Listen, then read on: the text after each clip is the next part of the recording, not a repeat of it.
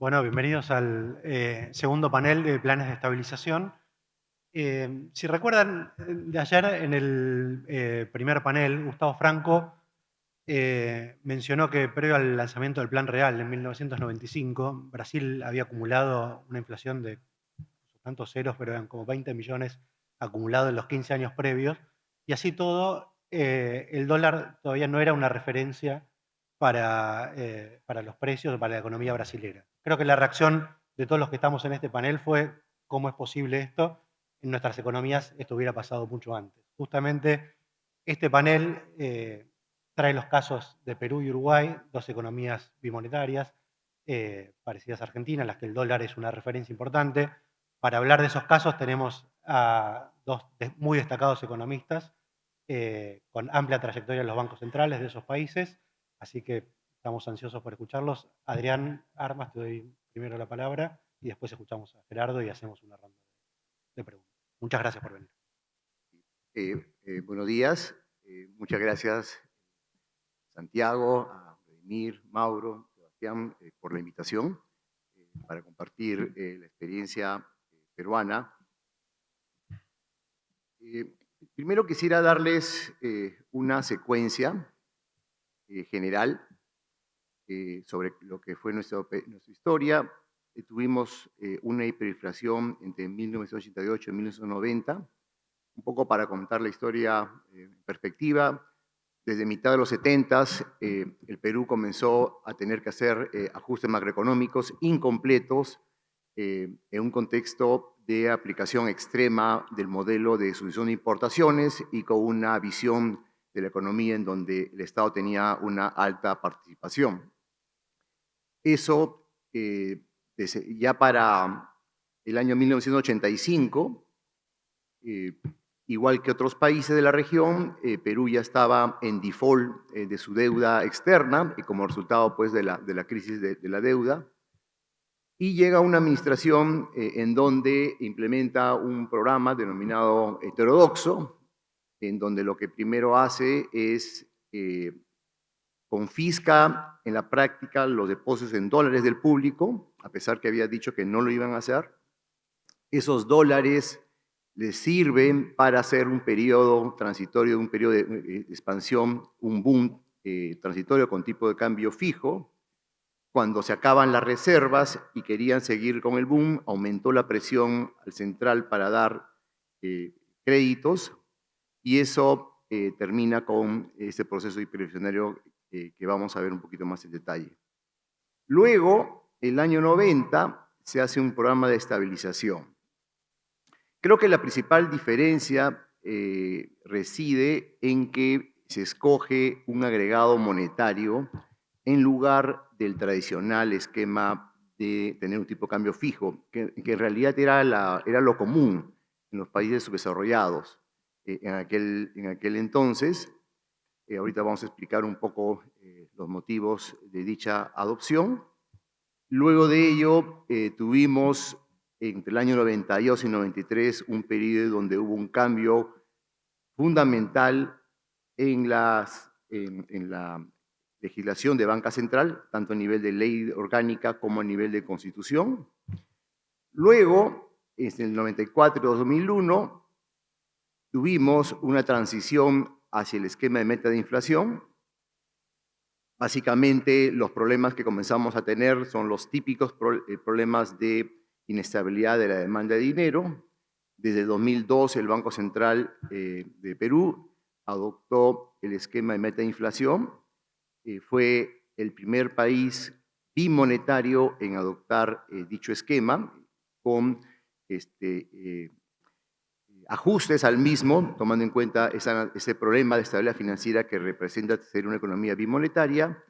Y ya es el septiembre del año 2003, la tasa de interés de política monetaria se estableció plenamente como el objetivo de meta operativa del Banco Central. Entonces, ¿cuáles son las características previas? Van a ver, son muy similares a las otras características que causaron una hiperinflación. El Perú estaba en una situación de default, no solamente de default, sino además estábamos en una situación de aislamiento internacional. La administración del presidente Alan García había tomado como decisión tomar una bandera política en el tema y había básicamente rechazado el pago. Es decir, no solamente un tema de que no se, digamos, habíamos dejado de pagar la deuda externa antes, pero ahora decíamos de que lo íbamos a hacer bajo nuestras propias condiciones, o sea, no había capacidad, digamos, de mostrar voluntad de pago. Eso implicó un aislamiento internacional. Lo digo eso porque el programa que se hizo fue básicamente sin ningún apoyo internacional por estas circunstancias. Llegamos con reservas internacionales negativas, un esquema de tipo de cambio diferenciados, déficit fiscal insostenibles, una situación de mínimo tamaño del mercado financiero, y también tenemos una situación de alta dispersión en precios relativos. ¿Qué cosa se hizo? Básicamente lo que aparece ahí a continuación. Pocas veces en la historia peruana, y me atrevería de repente a decir, de repente es la vez donde más cambios se han hecho en tan poco tiempo en la historia económica peruana, los cambios que se hicieron entre el año 90 y el año 92. Entonces, tenemos acá una primera vistazo de las principales variables, de repente enfocar la caída muy fuerte del PBI que hubo en el periodo hiperinflacionario. Pueden apreciar también los altos niveles de déficit fiscal, a los cuales habría que agregar aproximadamente 5 puntos porcentuales de déficit cuasi fiscal. Los déficits cuasi fiscales se generaron no solamente por las condiciones blandas que se daba al gobierno, sino además también había operaciones cuasi fiscales tales como créditos a la banca de fomento a tasa de interés extremadamente subsidiada, y además el esquema de tipo de cambio diferenciado era un esquema por el cual el tipo de cambio promedio de las importaciones era menor al tipo de cambio promedio de las exportaciones, de tal forma que el Banco Central generaba pérdidas cambiarias por la aplicación de este esquema.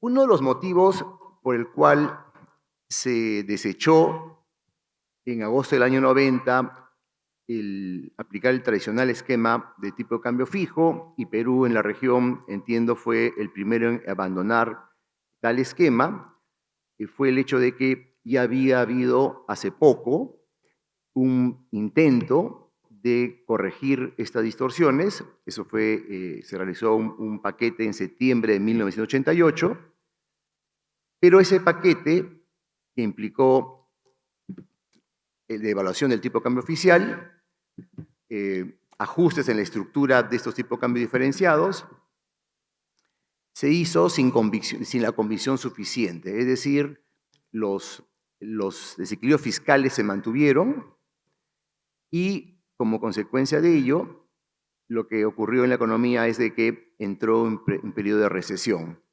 Y al entrar en un periodo de recesión, lo que se observó es una recuperación temporal nuevamente de las reservas internacionales. Es decir, básicamente lo que uno percibía era un gobierno donde ya había agotado las reservas internacionales, no tenía otra cosa más que ajustar, el ajuste fue incompleto, la economía entró en recesión y como resultado comenzó a acumular nuevamente reservas. Acá nomás les doy una idea de la parte de distorsión de precios relativos que hubo.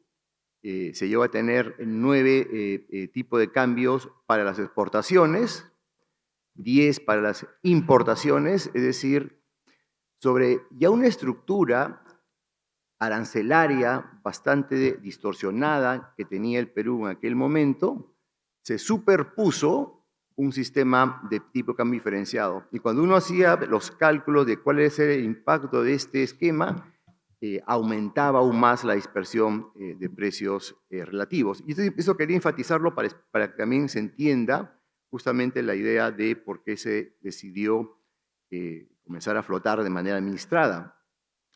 La incertidumbre sobre el impacto que podría tener un cambio de régimen que se estaba teniendo en la estructura de la economía peruana con los ajustes que después vamos a comenzar. Entonces, como ven en ese gráfico, cuando se hizo el primer intento de ajuste o paquete en septiembre del año 88, se generó, ya vimos antes, una caída del producto, caen las importaciones, las reservas se recuperan y después, y eso no es casualidad, previo a un periodo electoral, el gobierno comenzó otra vez a gastar y a quemar las reservas internacionales, dejando a la siguiente administración con niveles negativos. Entonces, las características básicas del programa en la parte fiscal fue de arranque el fin de la dominancia fiscal a través del compromiso del gobierno de ya no pedir más financiamiento al Banco Central. En estricto, por supuesto, el problema serio que tenía el fisco de falta de recursos y además la necesidad de aplicar un programa de gasto social, dada la magnitud del ajuste que se venía, implicó que el Banco Central por última vez le dio un financiamiento que se pagó con un impuesto también extraordinario a las exportaciones tradicionales. En tradicionales le llaman básicamente Perú a las mineras, petróleo y otros más. Y acá un tema también para diferenciar bien, se comenzó a flotar de manera administrada, pero permanecieron los controles de cambios y de capitales que en Perú se aplicaban de manera extrema. De tal forma que este último crédito que le dio al gobierno se pagó a los pocos meses, luego de agosto del 90, con la recaudación de este impuesto transitorio. Y en general, como ocurre en estos casos, lo que buscaba la política fiscal era, por un lado, cerrar la dependencia del Banco Central, hacer un ajuste del gasto de acuerdo a los ingresos. Era necesario aplicar impuestos ciertamente distorsionantes, pero que podían generar recaudación en el muy corto plazo, con la idea del siguiente año de tener impuestos menos distorsionantes, más tradicionales.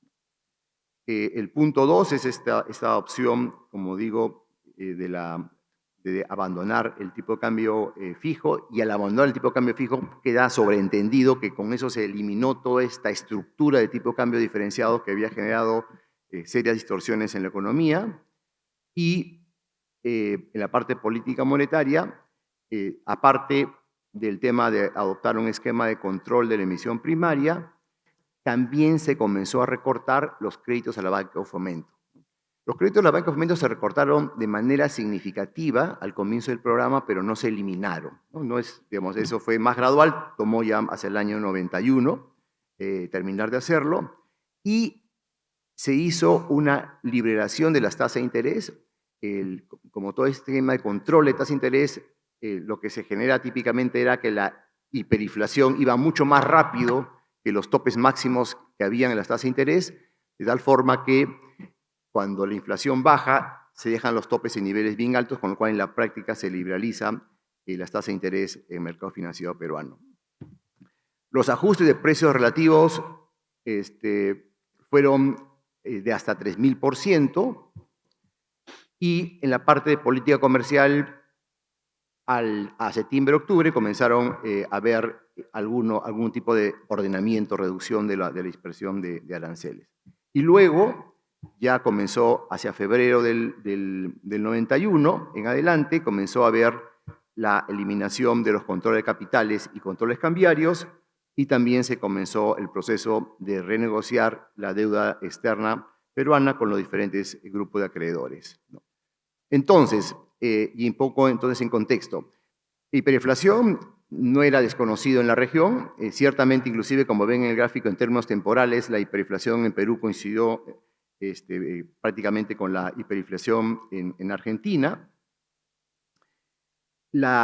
Otros países también tuvieron inflaciones altas de orden de 3 dígitos, incluyendo Venezuela. Y acá tomo el tema de Venezuela para un poco también ubicar un aspecto que no somos expertos como economistas, pero que es muy relevante, es el tema de la aceptación social de los programas de estabilización.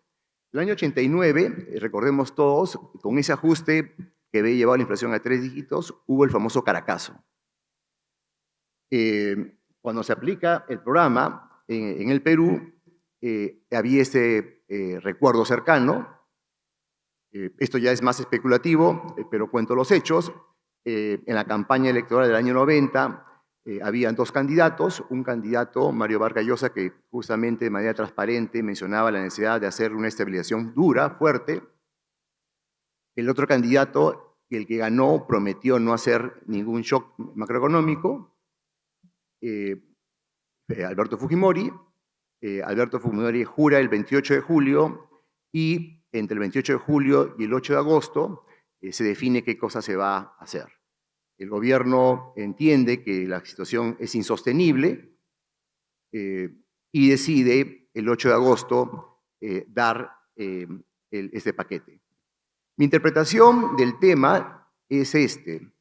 El peruano de aquel momento veía ya la situación que habíamos llegado como insostenible. Entonces, de alguna manera, la población tomó conciencia de que la única manera de salir del hoyo en que estaba la economía peruana era a través de un ajuste duro, y de repente, irónicamente, si el candidato que había prometido no hacerlo decía que no había otra cosa más por hacer, parece que eso fue más entendido por el público, porque de hecho, digamos, no hubo mayor pérdida de capital político, y de hecho, más bien, hacia el año 92, el candidato Fujimori, del año 90, el año 92 en adelante, como candidato era invencible, ¿no? Teníamos un montón de capital político acumulado por la derrota de la inflación y también por la derrota que hicieron al terrorismo.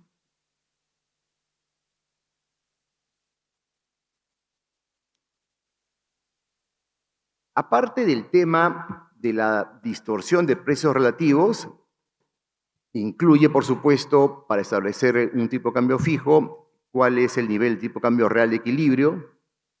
No había reservas internacionales sobre el cual confiadamente puedes tratar de fijar un tipo de cambio y defenderlo. Había el recuerdo reciente de estas fallas de hacer devaluaciones sin mayor éxito.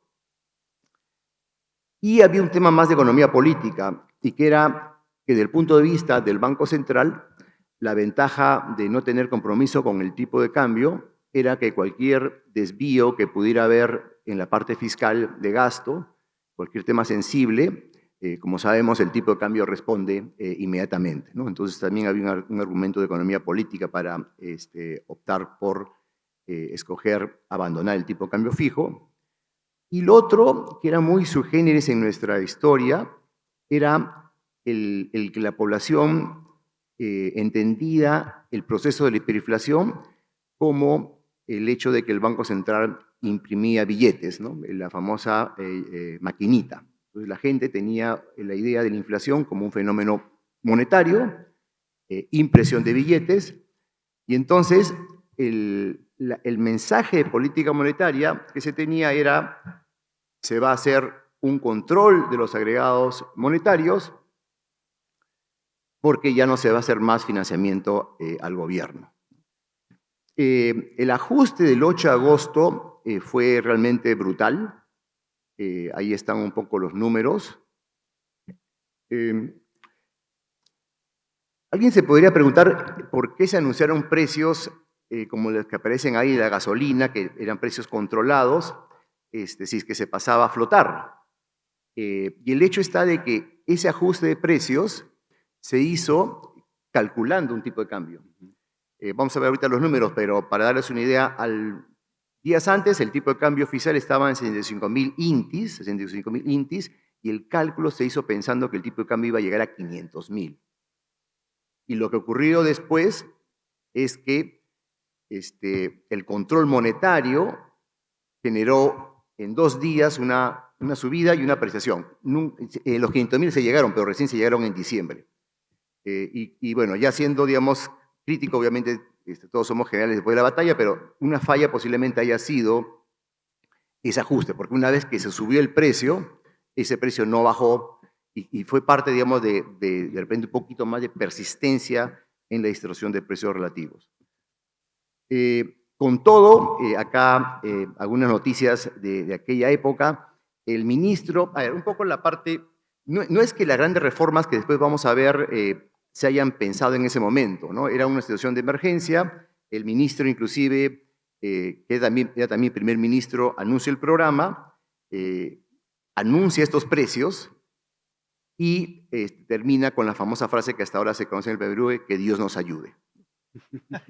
Era, digamos, un poco el grito de batalla o el mensaje que quería dar el ministro. ¿No? Y acá un poco los pormenores de ese ajuste.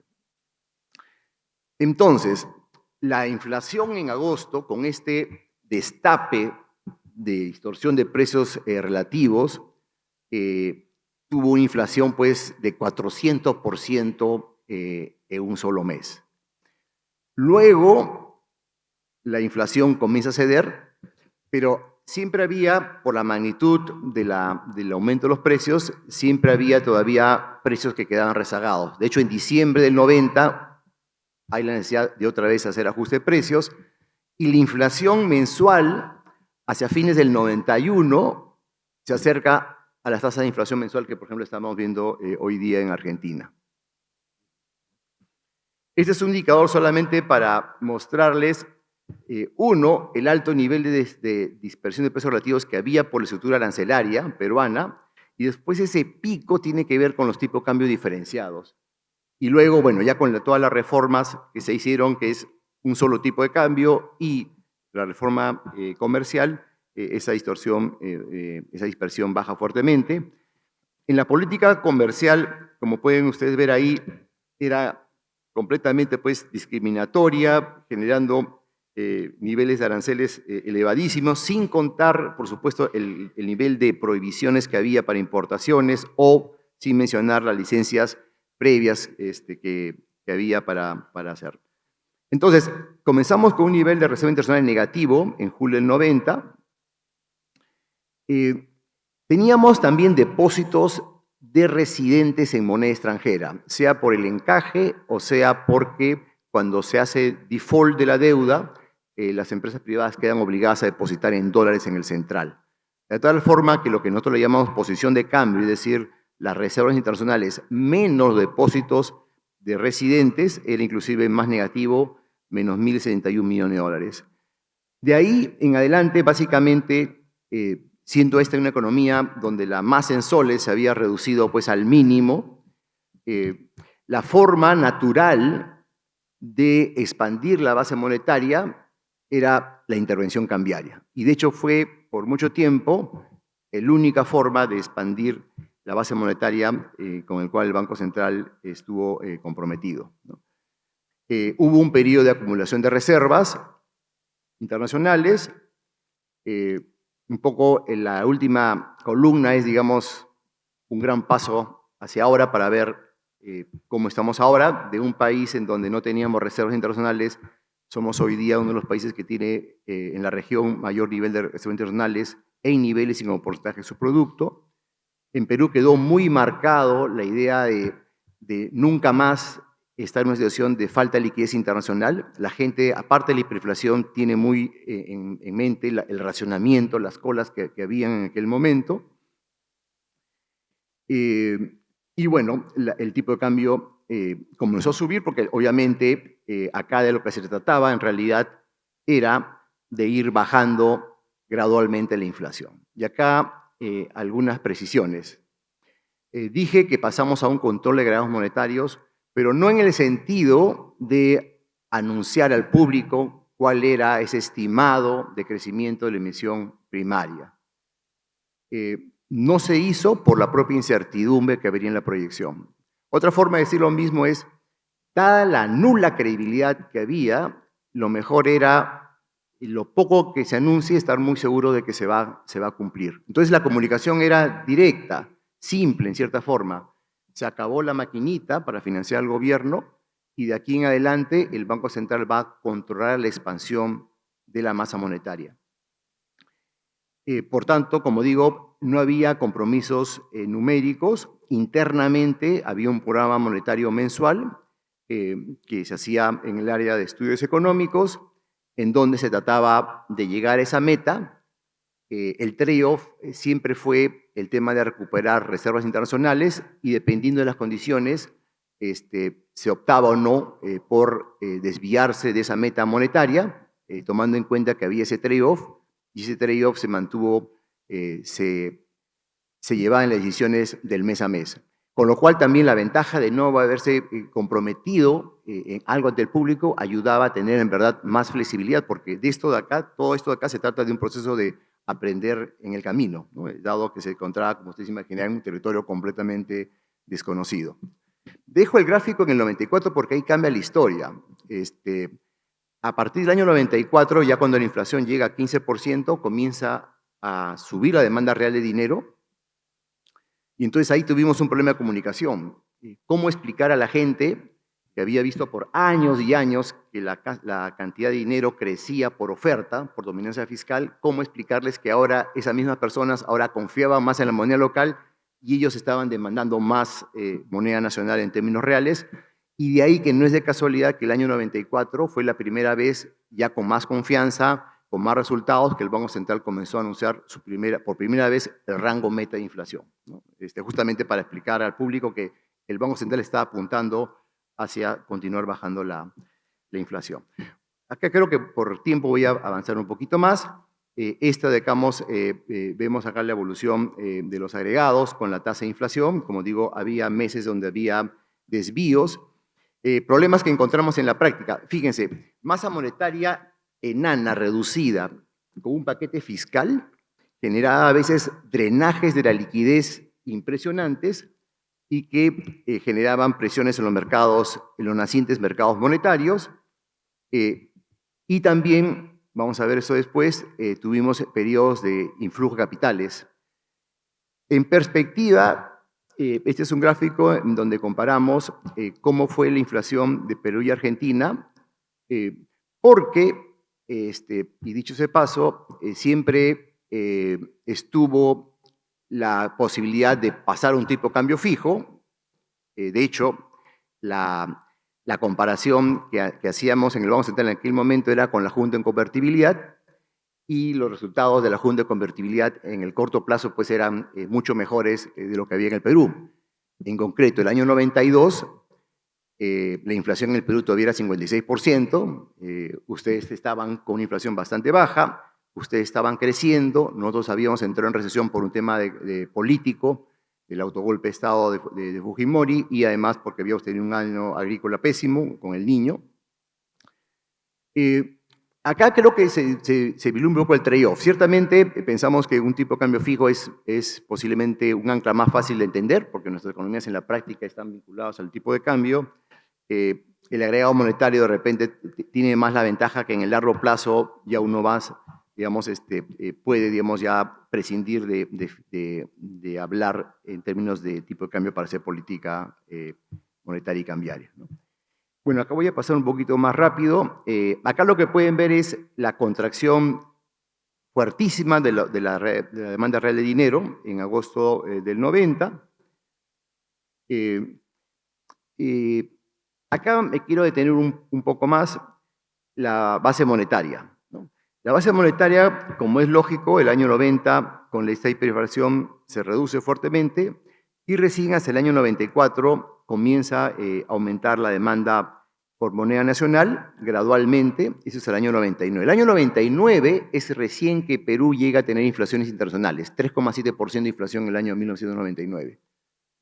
Y de ahí pasa el esquema de meta-inflación, en donde, de repente, como referencia, este siglo la inflación promedio en Perú ha sido 3%, es la inflación más baja de los países que emiten moneda en la región.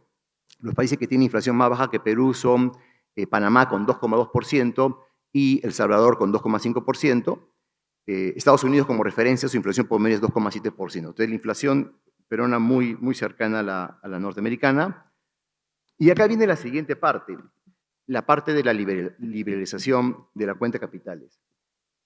¿Cómo vino la decisión? Vino por el cambio de autoridades. En febrero del año 91 cambian de ministro y viene un ministro profundamente reformador. Si yo diría cuál es el ministro de Economía que más ha cambiado la estructura económica, diría que es Carlos Boloña, y con la idea de dolarizar la economía. Ese, digamos, era Siempre cuando él iba a conferencias a cualquier ciudad, siempre decía, acá hay dos grandes edificios que hay que derribar, que hacen daño, el edificio del Banco Central y el edificio del Banco de Fomento. Y vino con esa, y por eso es que liberaliza de manera inmediata. sea, eso, para ser claro, eso fue exógeno al Banco Central. El Banco Central lo toma como dado esa decisión. Lo bueno es que ya las reservas internacionales eran positivas. Creo que lo bueno para enfrentar eso era que el Banco Central tenía de todas maneras control de la base monetaria y ¿qué cosa generó dicha liberación? Primero, comienza en realidad un poco antes a regresar los dólares a la economía peruana. Y luego de la liberalización, como se ve ahí, aumenta más. O sea, acá hay un tema de cambio de régimen. La gente ve el cambio de régimen y trae sus depósitos que tenían en el exterior. El único negativo que ven ahí es abril del 92, cuando fue la disolución del Congreso por motivos políticos, y luego regresa una vez que se calma la situación.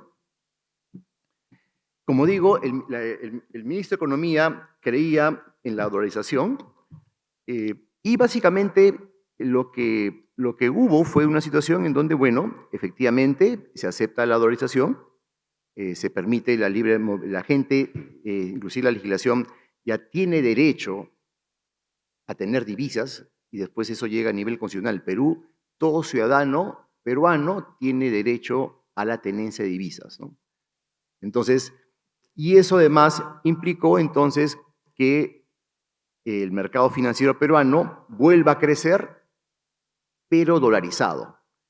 Digamos que la dolarización siempre estuvo, sino que la diferencia era que antes estaba o en el colchón, como circulante en dólares, o afuera, para gente de mayores ingresos, y regresa, y fíjense la barra roja, eso justamente es este proceso, con los riesgos de vulnerabilidad financiera que ello implica. Es decir, acá también quiero ser transparente, acá hubo un trade-off que había que elegir, y lo que se eligió fue, dado la poca credibilidad que había en la moneda local, que se recupere el crédito, pero en moneda extranjera. Ya luego, en este siglo, es que se recupera la confianza de la moneda nacional y pueden ver ahora que más bien el azul es básicamente moneda local, ¿no? Pero digamos, en ese momento no había todavía no se había ganado todavía la credibilidad de la moneda, es un proceso que se tiene que recuperar, por lo mismo también el crédito sigue la misma forma.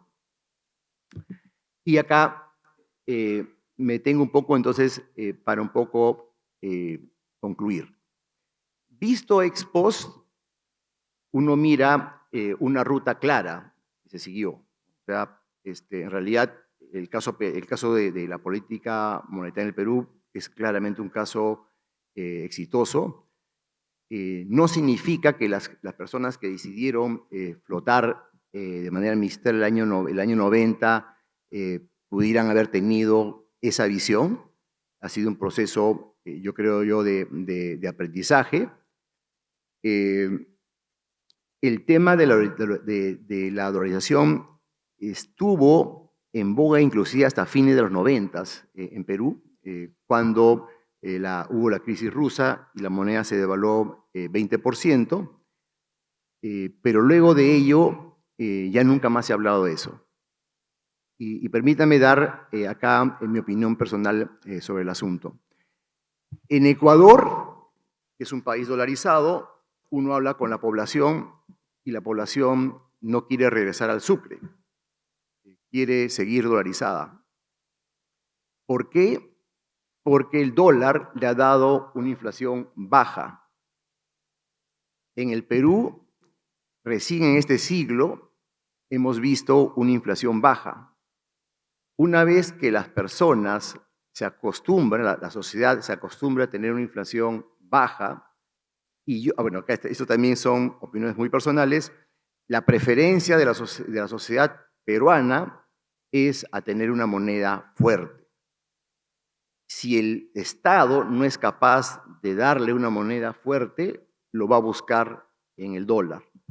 Entonces, por eso es que hoy día en el Perú ya no se ha vuelto a discutir nunca más el tema de la dolarización. Se discutió en los 90s, fue una opción que estaba seguramente en el paquete, pero las cosas, como ven acá, fluyeron con un espíritu de ganar la confianza de la población en base justamente a crear una buena moneda. Es un proceso que toma ciertamente tiempo. Yo creo que parte del hecho de que el Banco Central haya podido tener la performance que ha tenido es también que la inflación baja genera apoyo en la población. Yo recuerdo el año 2008, cuando fue este aumento de la inflación a nivel mundial por precio de commodities. Mi jefe Julio Velarde lo acompañamos al Congreso 3 o 4 veces para explicar a los congresistas por qué la inflación en el Perú había subido pues, de 2% a un nivel en ese momento de 5,5%. Ya fíjense la sensibilidad, 5,5% y la gente se sentía incómoda, ¿no? Como sucede en Estados Unidos, ¿verdad? Con el país desarrollado. Y yo recuerdo que Julio trataba de hacer las explicaciones técnicas, pero creo que la respuesta más fácil que dio fue: miren la inflación en Ecuador, miren la inflación en El Salvador, que era inclusive más alta, y con eso ya los congresistas entendieron que, digamos, no era culpa del Banco Central y que esto iba a ser transitorio. El tipo de cambio ha sido una variable de shock absorber, pero evitando que sea un amplificador, es decir, se interviene para reducir la volatilidad del tipo de cambio, y para eso hay que tener reservas internacionales. La política fiscal ciertamente es fundamental para el éxito de cualquier régimen monetario que se tenga. Y lo otro que ya hemos alcanzado, y en línea con lo que dije, es que tenemos un rational inattention del público. Es decir, el público, los agentes económicos ya en el Perú no se preocupan más de la inflación. Por supuesto, tenemos muchos problemas como país, pero felizmente la inflación no es un problema ya en el Perú. Gracias por su atención.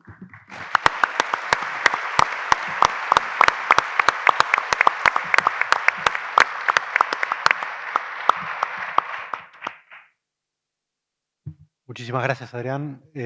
Gerardo. Buenos días para todos. Es un gusto estar acá de nuevo en este lugar hermoso al que nos ha traído el Banco Central. No es la primera vez. Es un gusto ver amigos de todos los tiempos del Banco Central, como siempre, en esta que como uruguayo es mi segunda casa. Y disculpen que a pesar de ser uruguayo voy a hablar en castellano.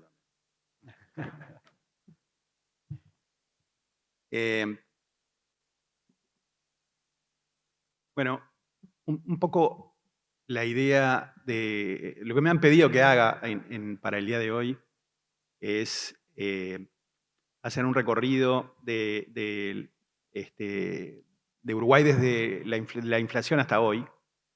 Y elegí ponerle a esta charla el título que ustedes ven ahí, porque para nosotros el tema de la inflación todavía no está terminado, por más que la inflación hace ya más de 20 años que está en un dígito en Uruguay, no lo consideramos completamente un tema terminado, y en parte eso está vinculado al tema de la dolarización. Entonces,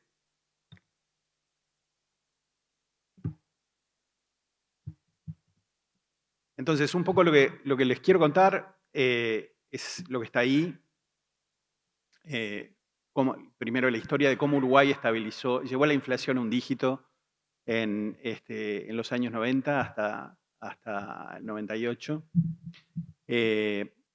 Después, lo que hemos estado trabajando en términos de controlar, de tratar de reducir los problemas que nos genera la dolarización, y eso en particular vinculado a, como les decía, al trabajo que tenemos que hacer en materia de inflación también.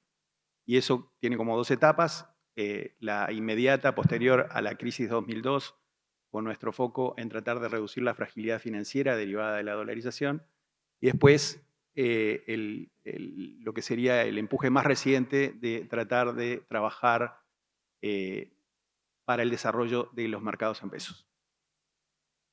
Y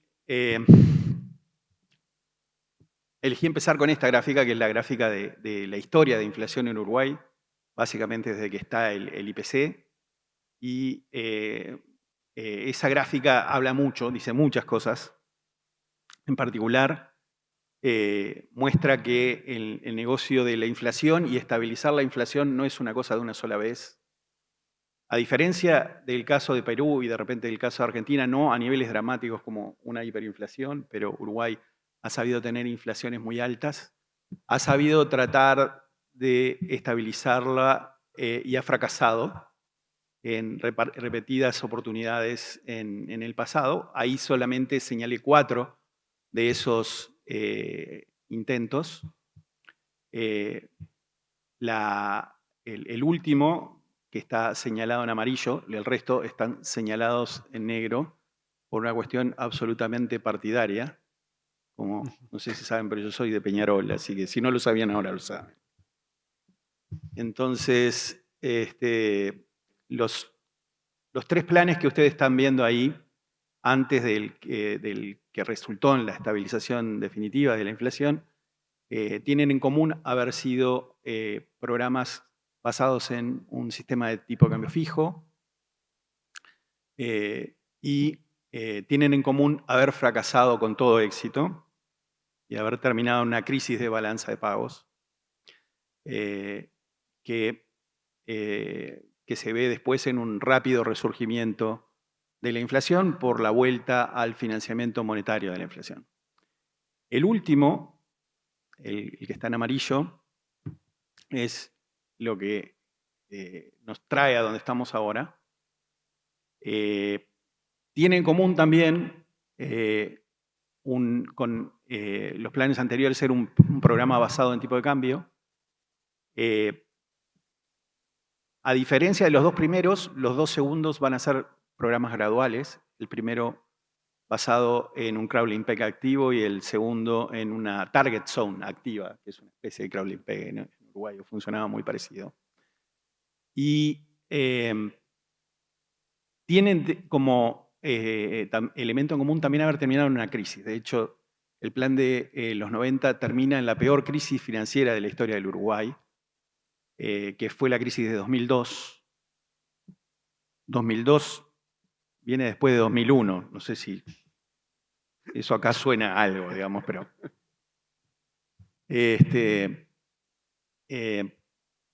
entonces, termina en la crisis de 2002, pero como pueden ver, a diferencia de las crisis anteriores, la inflación no resurgió. Y creo que el principal, si fuera a dejar un mensaje de la experiencia uruguaya, está en justamente la principal diferencia en este programa, que fue justamente que en este programa no se volvió al financiamiento monetario del déficit fiscal, y eso es fundamentalmente lo que yo voy a asignarle como explicación a por qué hay una diferencia tan importante entre 4 planes que aparentemente son tan similares, y que terminan de forma similar, y de hecho el último es el que termina peor de todos, pero justamente ese último que termina peor de todos es el que no tiene un resurgimiento de la inflación. En esta gráfica también es muy fácil entender la historia de dolarización del Uruguay.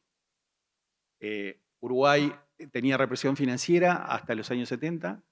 A partir de los años 70 va a ser una economía financieramente muy abierta, pero antes del 77 existía una ley de usura que fijaba la tasa de interés más alta, la tasa de usura, en 10%.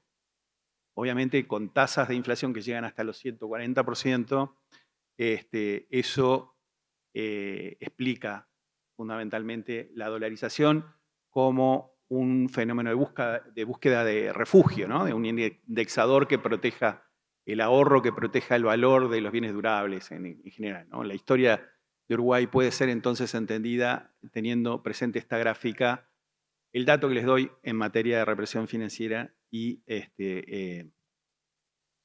bueno. Esto es básicamente lo mismo, o sea, un recap de los planes anteriores, los intentos de estabilización que tuvimos, y la idea de que atrás de todas las fallas previas de los planes de estabilización hay una raíz fiscal. Entonces, se llega a los años 90, a principios de los años 90, con esta historia de inflación crónica, como se le llamaba la literatura en aquella época, a los países que tenían numerosos intentos fallidos de estabilizar la inflación, se los llamaba países de inflación crónica. En esas condiciones es que hay que diseñar un plan de estabilización. Entonces, las claves para el diseño del plan en aquel momento eran que Uruguay es una economía pequeña y abierta, basada en producción primaria, que está metida dentro de una región que es muy importante para Uruguay. O sea, si uno traza un arco de 1000 kilómetros desde el puerto de Montevideo en cualquier dirección, lo único que va a encontrar es Argentina o Brasil, ¿no? Lo que alguna vez Calvo le llamó el mar de la tranquilidad, en un mapa en el cual sacaba a Argentina y a Brasil dejaba agua. Pero eso hace que Uruguay sea como un socio natural de la región y de alguna manera transforma a la región en lo que algunos autores uruguayos han dado en denominar la enfermedad uruguaya en el sentido de la enfermedad holandesa, ¿no? Cuando hay un boom en los países vecinos, el aumento de los precios en dólares de la región termina presionando a través del turismo los precios en dólares de Uruguay también y generando el mismo efecto que una enfermedad uruguaya. ¿Qué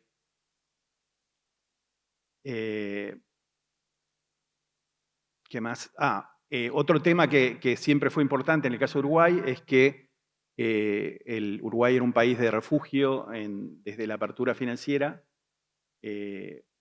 para los capitales de la región, algo que al día de hoy sigue siendo, mucho menos de repente lo que nos asigna, pero históricamente, por ejemplo, el 5% de las fugas de capitales de Argentina terminan pasando por Uruguay, solo el 5%.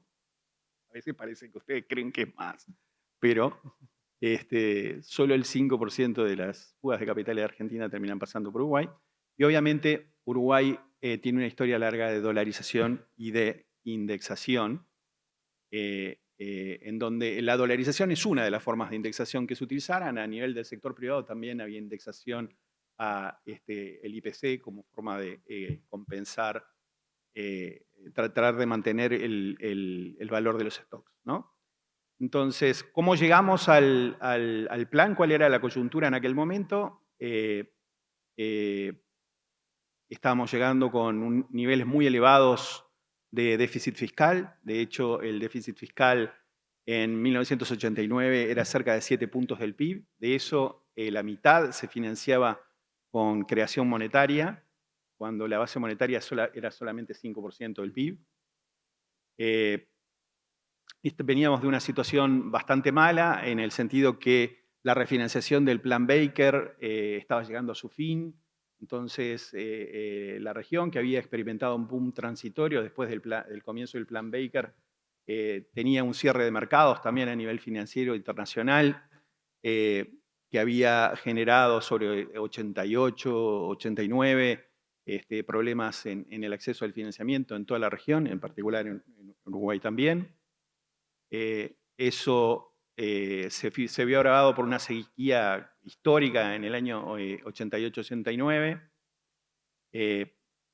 Desde el punto de vista del fisco, Uruguay en el año 89 pasó una reforma constitucional que indexaba las pasividades al índice medio de salarios, lo que iba a generar eventualmente la necesidad de una reforma de la seguridad social por el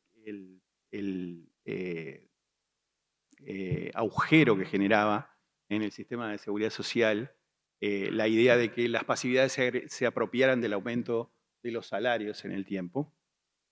En la parte buena, en 1989 empieza a discutirse el Plan Brady y Uruguay va a acceder al Plan Brady hacia fines de 1990, un poco después que Argentina, creo que Perú también. Y eso va a generar una solución para una mejora, de lo que es la visión de largo plazo de las cuentas públicas, en particular porque saca presiones de liquidez y rebajaba el nivel de deuda de Uruguay y por lo tanto se interpretó como una oportunidad importante para tratar de trabajar en la estabilización de la inflación. ¿Y cuáles fueron entonces las bases de ese plan de estabilización? Cuando uno trabaja en estos planes de estabilización, tiene que básicamente trabajar en lo que se llama el ancla real, que es la parte fiscal del programa, y el ancla nominal, que entonces, en aquel momento Uruguay hizo un ajuste fiscal de cerca de 3 puntos del producto basado en aumentos de impuestos, que tuvo también algunas consideraciones en materia de ajuste de precios públicos, como mencionaba Adrián para el caso de Perú, como se ha dado en muchas otras experiencias.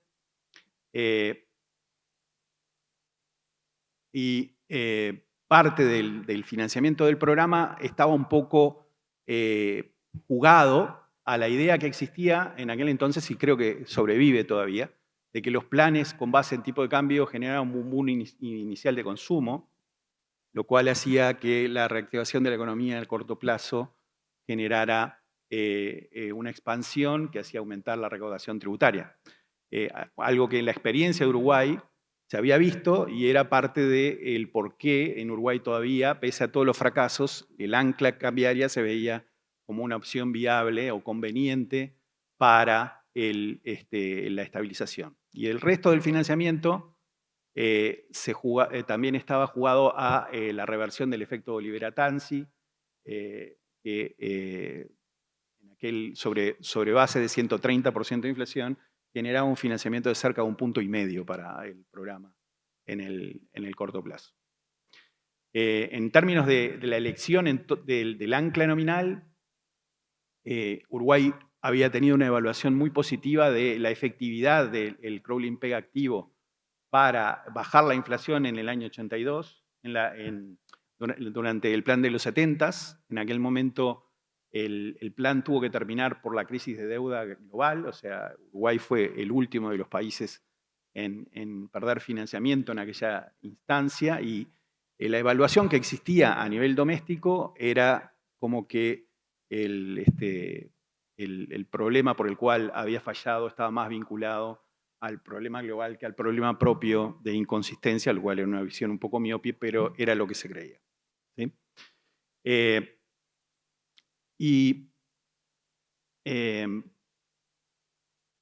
En esas condiciones es que se elige el hacer una banda de flotación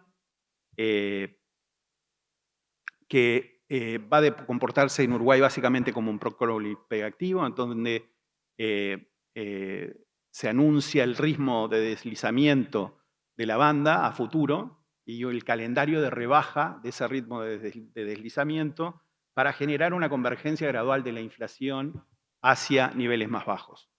El efecto de esa banda era más fuerte en Uruguay, por ejemplo, que en Brasil, porque en el caso de Uruguay el mercado cambiario era muy particular, en el sentido que el sector público tenía un déficit estructural de flujos en dólares porque toda la deuda ya estaba dolarizada al principio del programa, toda la deuda pública estaba dolarizada, entonces necesitaba conseguir los dólares para el servicio de la deuda, y porque las empresas públicas que producen energía, del cual Uruguay es deficitario, que importan petróleo, también son de propiedad pública, por lo que el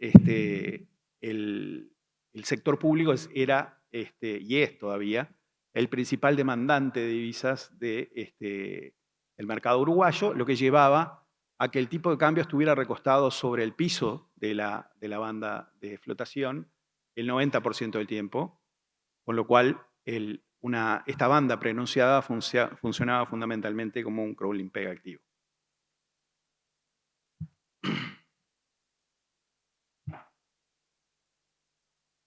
En los años 90, Uruguay un poco va a aprovechar la oportunidad para llevar adelante un conjunto de reformas estructurales que van a terminar apoyando la eficacia, digamos, o el éxito en materia de estabilización de la inflación. En particular, desde el punto de vista comercial, la firma del Tratado de Asunción y después del Tratado de Europreto favoreció una apertura en materia comercial para Uruguay, que siempre está muy marcado por la región. En aquel momento se veía como con muy buenas perspectivas de seguir abriéndose, algo que eventualmente probó no ser cierto. Uruguay llevó adelante una reforma fiscal, en particular lo más importante va a ser la reforma del sistema de seguridad social, que se va a aprobar en 1995, en donde se pasa a un sistema mixto, de un sistema público, un sistema mixto jubilatorio, con ahorro previo, aumentando el financiamiento de largo plazo del sistema de seguridad social y reduciendo el déficit intertemporal de las cuentas públicas en cerca de 5,5 puntos del PIB en el largo plazo, ¿no? Entonces, esta reforma de largo plazo de la parte fiscal va a ser central para favorecer el acceso a mercado de Uruguay y va a ser uno de los pilares en los cuales se va a fundar el acceso al grado inversor cerca del año 97. Pero también Uruguay hizo una reforma del sector público, en el cual hubo reformas en la gestión de las empresas públicas, cuya privatización se había plebiscitado y ese plebiscito había fallado. Entonces el sector público optó por una lógica de mejorar la gestión de las empresas públicas como la forma de proceder. Pero además se introdujeron otras reformas de largo plazo, como la de limitar el número de funcionarios públicos, la entrada de funcionarios públicos por 10 años, que van a ayudar a mejorar la perspectiva de la percepción sobre las finanzas públicas intertemporales. Y después también hubo una cantidad de reformas en el sistema financiero que trataban de mejorar acceso a mercado y mejorar el acceso a financiamiento por parte del sector privado. En particular, es muy importante la reforma de la Carta Orgánica del Banco Central. La reforma de la Carta Orgánica del Banco Central del año 96 no va a ser una reforma estrella desde el punto de vista de la comparación internacional, en el sentido que no prevé la independencia del Banco Central, no prevé la privatización del objetivo de inflación, pero no prevé un Banco Central muy independiente en su relación con el Poder Ejecutivo, pero sí prevé una limitación al financiamiento monetario de la inflación. En la reforma de la Carta Orgánica del año 96 se va a introducir un límite al financiamiento que dice que el Banco Central solamente puede financiar hasta el 10% del presupuesto ejecutado del Gobierno Central del año anterior, lo cual con las cuentas uruguayas pone el financiamiento en 2 a 3 puntos del PIB, dependiendo del año, pero no es un financiamiento de flujo, sino que es un financiamiento de stock. Eso quiere decir que puedo prestarle al gobierno un año, hasta que el gobierno no me repague lo que le presté, no puedo volver a prestarle. Entonces, es como un financiamiento más de emergencia que un financiamiento estructural. Eso va a ser muy importante en la solución que vamos a ver adelante. Y acá tienen los resultados del plan. Este es el acercamiento a la gráfica que habíamos visto antes. La inflación llega a un dígito al año 98. Después, el déficit fiscal prácticamente desaparece hacia el año 92 y permanece en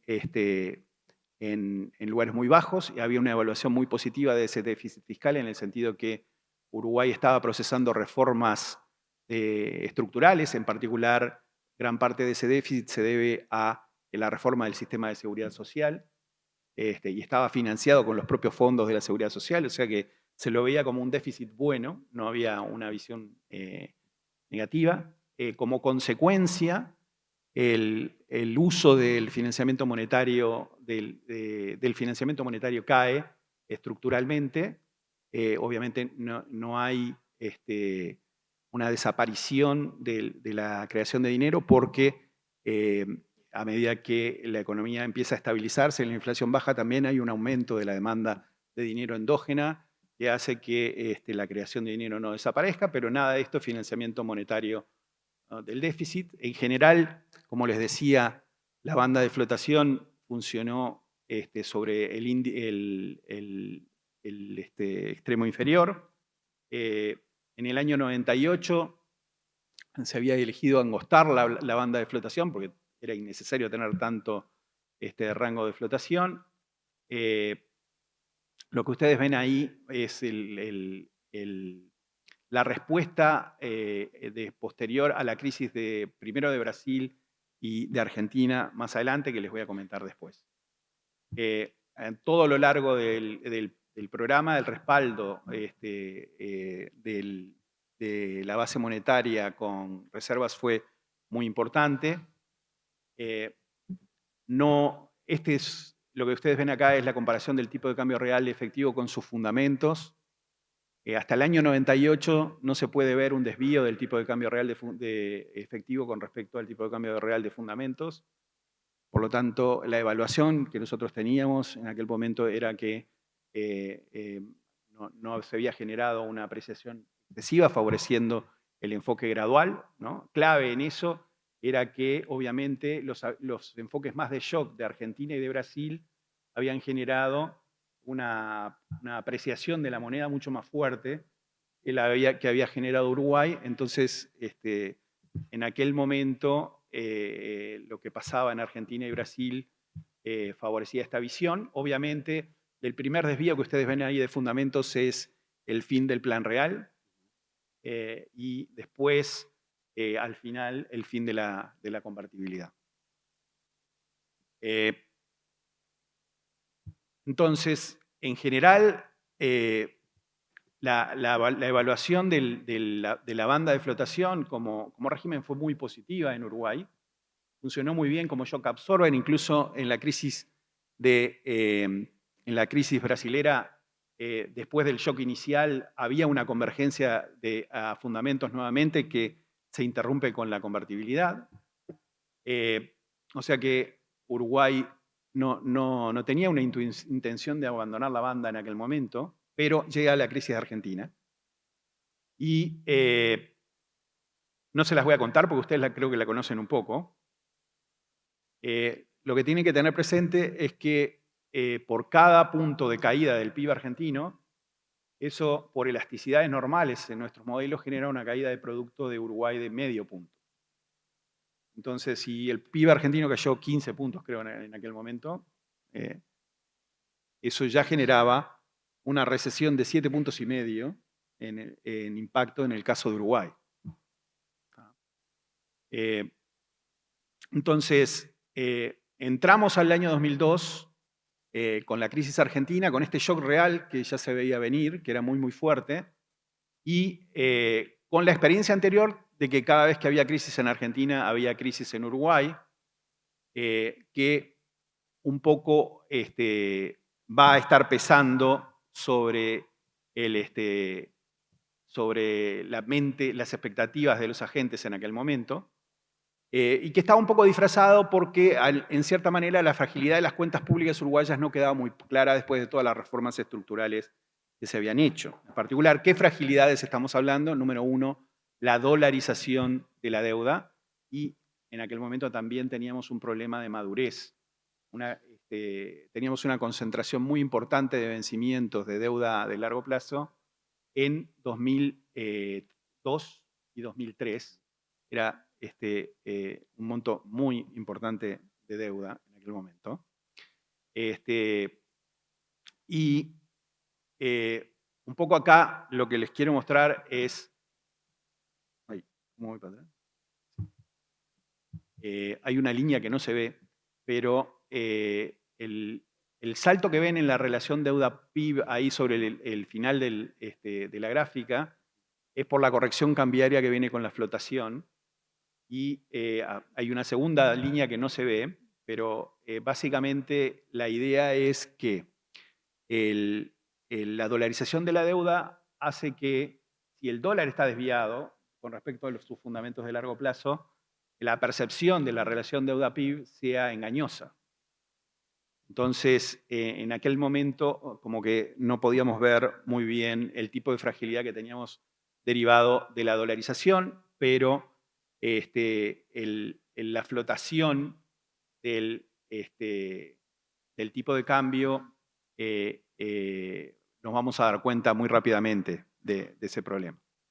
El otro tema que teníamos que fuimos acumulando es que el sistema financiero creció después de la eliminación de la represión financiera, pero creció en base a la dolarización. Y si bien la regulación preveía por el calce de las carteras del sector bancario, no tenía el mismo tipo de previsión sobre las hojas de balance del sector privado. Y por lo tanto se le había prestado una cantidad de dinero en dólares al sector no transable, lo que hacía que los bancos fueran muy frágiles a una depreciación por el riesgo de crédito y no por el riesgo de su propia posición.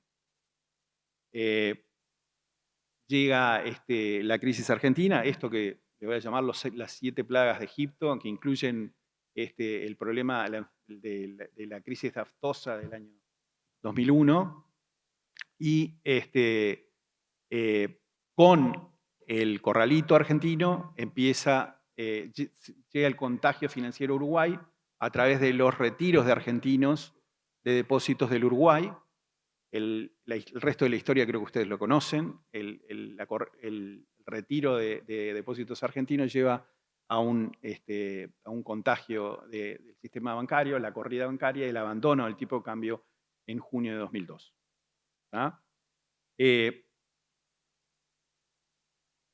Tuvimos crisis, pero no inflación. ¿Por qué?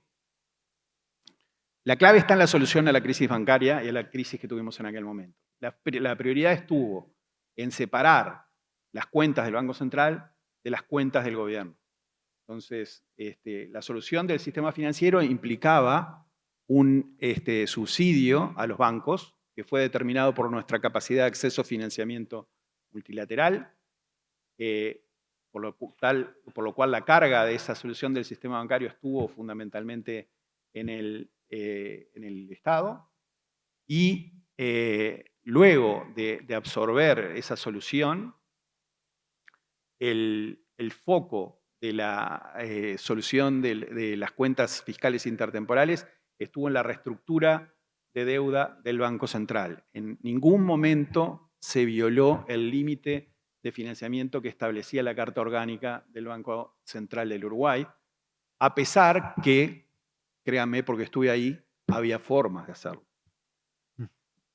Entonces, ahí creo que está la clave del borrego. No hubo financiamiento de la crisis. Y acá ustedes pueden ver esa diferencia en esta gráfica, en donde están todos los planes de estabilización fallidos anteriores y cómo procedió la creación de dinero post-crisis.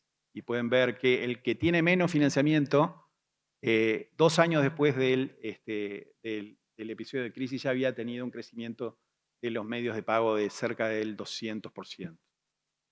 Mientras que después de la crisis de 2002, el uso de financiamiento monetario no existió, el crecimiento de la cantidad de dinero solamente por el aumento de la demanda de dinero post-reestructura de la deuda en 2003.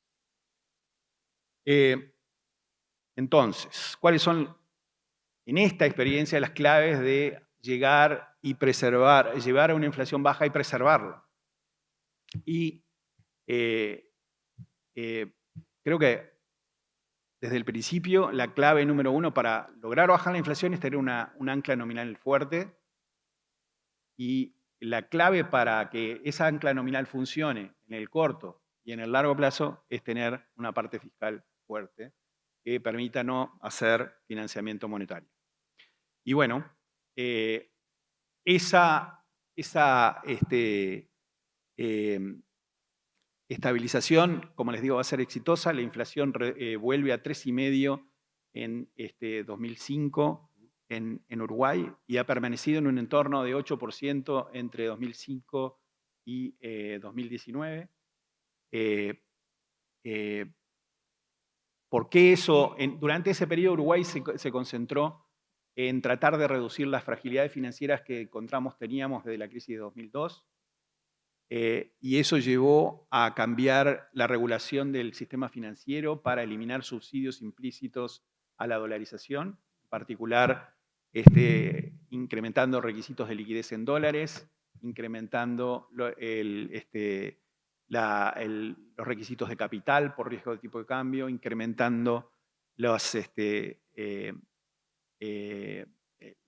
requerimientos para el riesgo de crédito, tratando de que le resulte caro al sector no transable endeudarse en dólares, creando un seguro de depósitos que tiene diferenciación de cobertura por monedas y diferencia de costos por monedas, y también una agenda en lo que hace a desarrollo de mercados, con emisión de deuda pública de largo plazo, con cambios en el accionar de los bancos públicos,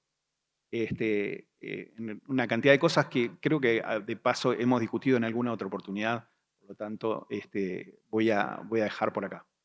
Pero sí quiero dejar dos mensajes.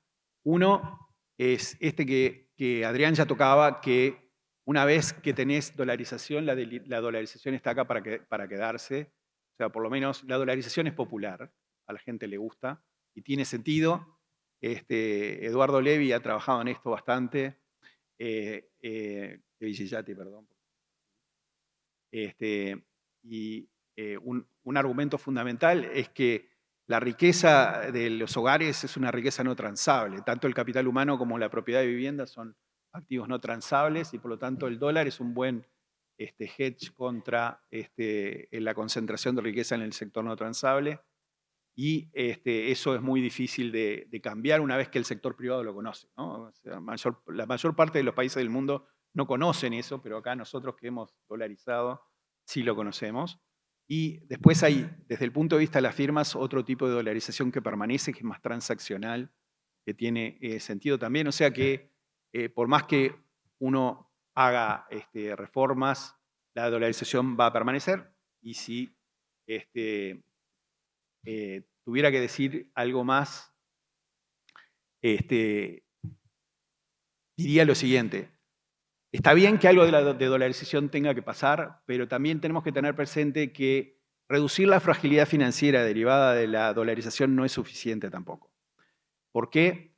Porque eso lo muestra la experiencia de Uruguay hasta 2020. Nosotros bajamos la inflación, hicimos todas las reformas regulatorias, eliminamos los descalces de monedas en el sector público y en el sector privado, por lo menos en el agregado, pero la evidencia de la que disponemos es que la ausencia de financiamiento en moneda doméstica es un problema para una economía pequeña y abierta que tiene shocks asimétricos con Estados Unidos, que es que cuando esos shocks asimétricos se dan, la moneda doméstica cumple el papel de hedge contra eso, ¿no? Cuando a la economía le va mal, el tipo de cambio salta. Si yo tengo la deuda dolarizada, entonces cuando a la economía le está yendo mal, también es más caro el costo de mi financiamiento. Eso es muy malo para las ecuaciones de las empresas y nosotros en Uruguay hemos descubierto que para no caer en ese problema, las empresas afectan su gestión física. Y si afectan su gestión física, afectan su productividad también. Entonces, no tener un mercado de financiamiento en moneda doméstica es un obstáculo al crecimiento también. Por lo tanto, hay que vivir con la dolarización, pero eventualmente también hay que pensar en el desarrollo de los mercados en moneda doméstica. Gracias.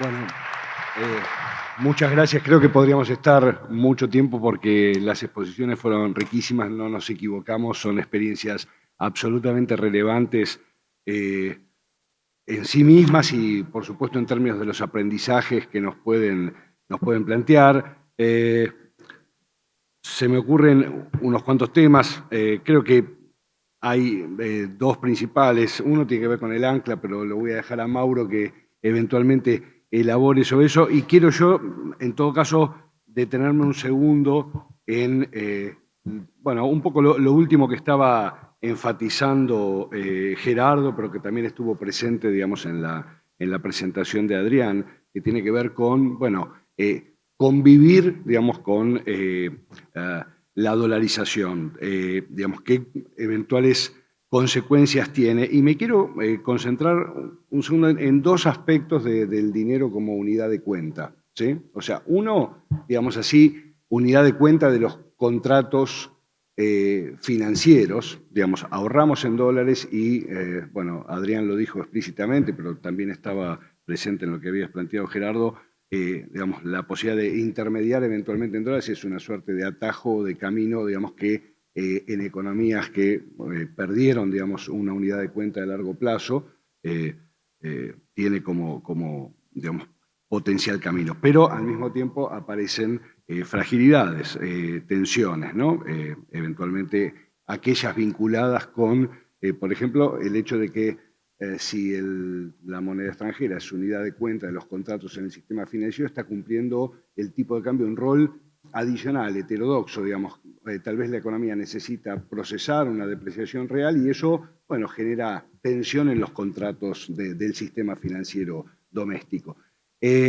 Y con eventuales repercusiones. Tal vez uno de los consensos que por lo menos hubo en Argentina, digamos, a pesar de desaciertos macroeconómicos, etcétera, en la última etapa, es que, digamos, nosotros fuimos generando, digamos, un sistema financiero que busca captar, digamos, los ahorros en dólares, pero al mismo tiempo está segmentado. Entonces quería, por un lado, escuchar, digamos, qué rol eventualmente, más allá del comportamiento voluntario de los agentes, que es fundamental, por otro lado, tiene y tuvo, digamos, la regulación en cada caso. Y un aspecto adicional, y los escucho, tiene que ver con otro costado de la unidad de cuenta para la moneda extranjera como unidad de cuenta en el resto de los contratos de una economía que por circunstancias desafortunadas de su mal manejo macroeconómico se fue haciendo bimonetaria y que tiene que ver con eventualmente las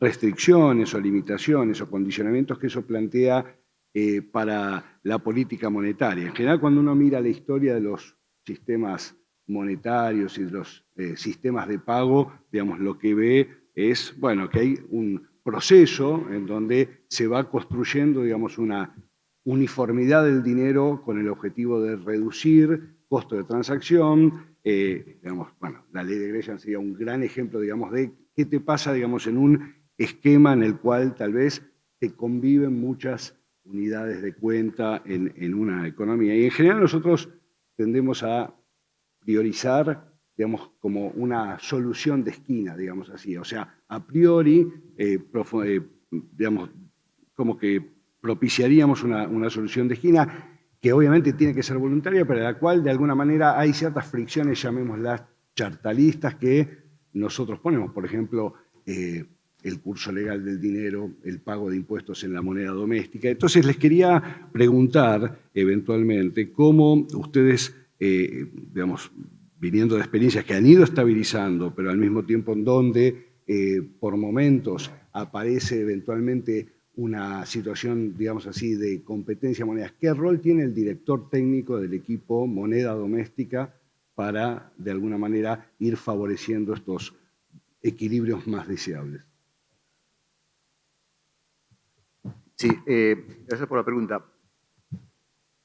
Depende, comienzo con el tema de la ley de Gresham. Efectivamente, en nuestras economías es muy común ver esa característica, es decir, la gente escoge la moneda local básicamente para hacer transacciones y para fines de ahorro y lo que son también activos de largo plazo, escoge los dólares.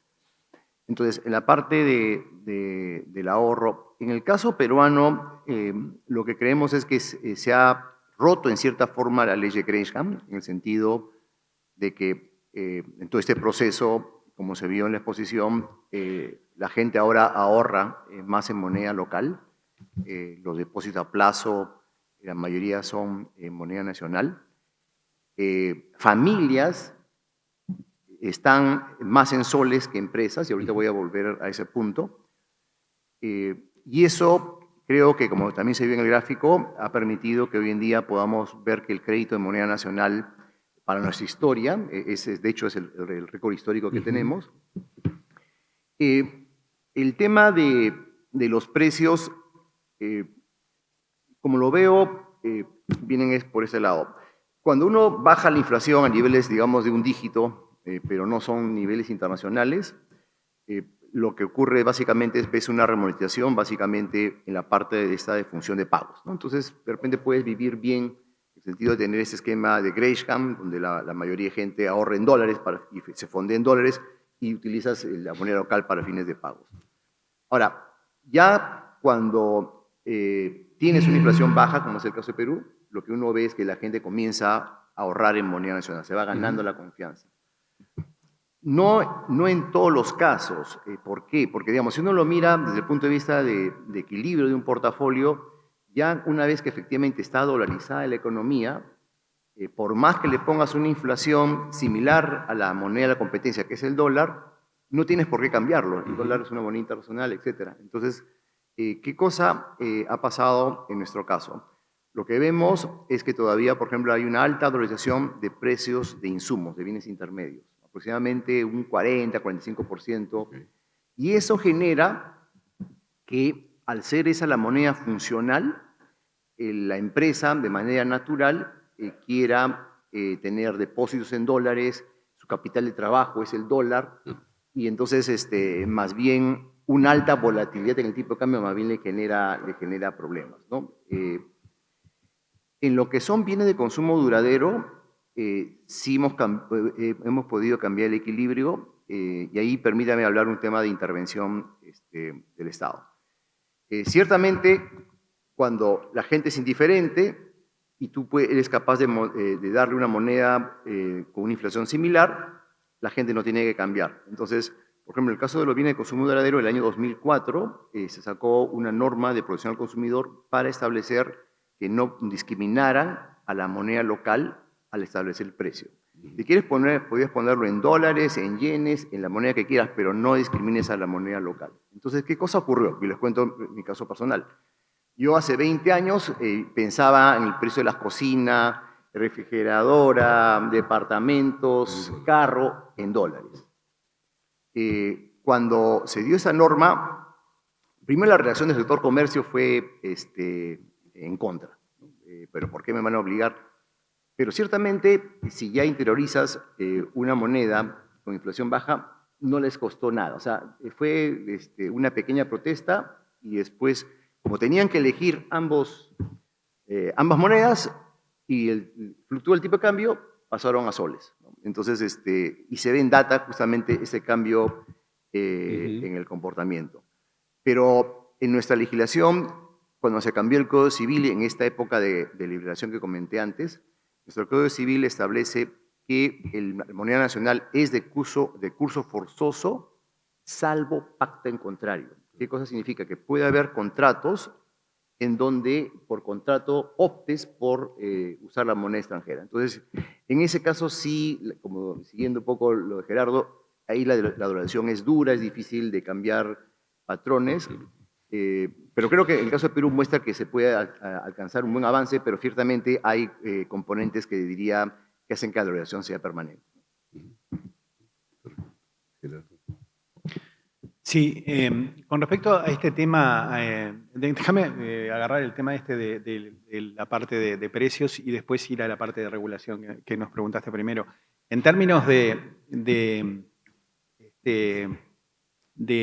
la parte de precios, nosotros hemos visto que la dolarización que tiene la gente de la cabeza, ¿no? Nosotros hicimos este experimento con la encuesta financiera de hogares de pedirle a la gente que eligiera en qué moneda reportaba sus activos. ¿Ah? Todos los activos. Entonces, después miramos un poco cómo la tendencia a reportar activos usados, que naturalmente se transan, son transables, digamos, en dólares, a qué estaba relacionado, ¿no? Y encontramos que esa proxy de lo que le llamamos dolarización cultural está relacionada a la propiedad de la vivienda, en particular al pricing de la vivienda. Entonces, un poco reforzando la idea y dándole color a la idea que transmitía Adrián, de que la permanencia del pricing en moneda extranjera tiene un efecto sobre la forma que ahorramos nosotros, sobre la forma que ahorran los hogares y con la forma que trabajan las empresas. Si un hogar tiene que comprar una casa en dólares, va a ahorrar en dólares. Y eso no es difícil de cambiar, ¿no? En el fondo hay que tener presente que la moneda es, desde el punto de vista de la micro, sería lo que podríamos llamar un equilibrio de coordinación. Nadie tiene incentivo a moverse en forma idiosincrásica de ese equilibrio, ¿tá? Incluso en el caso que haya una situación que fuera mejor para todos en el agregado, como es un equilibrio de coordinación, lograr que la gente se cambie es difícil. De hecho, en este mismo estudio que les mencionaba, había una ventanita de esperanza en el sentido que los jóvenes tienden a estar menos dolarizados que los viejos desde el punto de vista cultural, ya que la renovación de generaciones van a ir favoreciendo la desdolarización. Pero si tenemos que pensar en una política para reducir la desdolarización desde una perspectiva de mercado, tiene que ser una política más activa en donde si vamos a solucionar un problema de coordinación, necesitamos convencer a la gente de la necesidad del cambio y generar un dispositivo de coordinación, un incentivo que los cambie de un equilibrio al otro, en ese sentido. Respecto a la primera pregunta, y más vinculado a qué puede hacer el Banco Central en general, o la regulación, desde el manejo de la moneda doméstica, nosotros como que tuvimos dos etapas en eso. La primera etapa fue fundamentalmente regulatoria. O sea, Uruguay revisó toda la regulación del sistema financiero y la actividad de las empresas financieras públicas para eliminar subsidios que hubiera a la dolarización. En nuestra experiencia eso ayudó a eliminar fragilidad financiera derivada de la dolarización. Los descalces del sector privado desaparecieron. En 2002 las empresas uruguayas tenían una posición vendida en dólares de 40% de sus activos y ya en 2012 la posición de las empresas estaba prácticamente cerrada en la empresa mediana. La dolarización de la deuda pública bajó a la mitad. Entonces, y con la acumulación de reservas, la posición del sector público es ligeramente comprada en dólares. Por lo que esa primera etapa ayudó a eliminar fragilidad, pero no contribuyó al desarrollo de mercados en pesos. Para eso hay que tomar medidas específicas que vayan en el sentido de ofrecer una moneda de calidad. Como decía Adriana, a la gente le gusta la estabilidad y la moneda tiene que ser una moneda estable. Y después, desde el manejo de la política, al principio para estabilizar nos sirve, pero el manejo de tasa de interés es crucial para el desarrollo de mercados en moneda nacional de largo plazo. Sí, perfecto. Mauro. Lo mío van a ser preguntas distintas para Adrián y Gerardo, pues son básicamente reacciones a sus presentaciones. Primero, Adrián, te quería preguntar, al ver la evolución de la cantidad real de dinero que vos mostraste después del plan de estabilización, me sorprendió la estabilidad de los primeros años. Si yo hubiera esperado una recuperación, dado que bajaba la inflación, hubiera esperado una recuperación mayor al principio. Obviamente nos comentaste que ustedes no comunicaron un rango, una meta de base monetaria por la incertidumbre que traen siempre los pronósticos, más aún en una salida de alta inflación, pero sí seguramente tenían modelos internos. Quería saber cómo se comparaba la evolución que tuvo la cantidad de dinero en la economía peruana con lo que decían los modelos, y en caso de que haya estado por debajo, si tuvo que ver la evolución del sistema financiero en dólares a partir de la liberalización. Hizo una sustitución de lo que hubiera sido una remonetización en moneda doméstica hacia moneda extranjera. Y Gerardo, muy cortita, hago las dos juntas y ya después cerramos para dar paso al siguiente. Me causó mucha curiosidad el episodio del 2002. Dijiste que había formas de evitar el límite del financiamiento estipulado en la Carta Orgánica, que tomaron la decisión de no hacerlo. Me imagino las presiones que debe haber habido en ese caso, y es algo que yo hubiera esperado por ahí de una economía con una historia reciente de hiperinflación, que diga, bueno, no pudo volver a caer en esta situación, pero como bien dijiste al principio, Uruguay no había llegado a esos niveles tan altos. ¿Cómo fue que se tomó entonces la decisión, si se puede decir? Mauro, me están avisando en la cucaracha, se nos está cumpliendo la restricción presupuestaria, entonces ahí les vamos a pedir una respuesta lamentablemente breve para poder avanzar con el siguiente panel.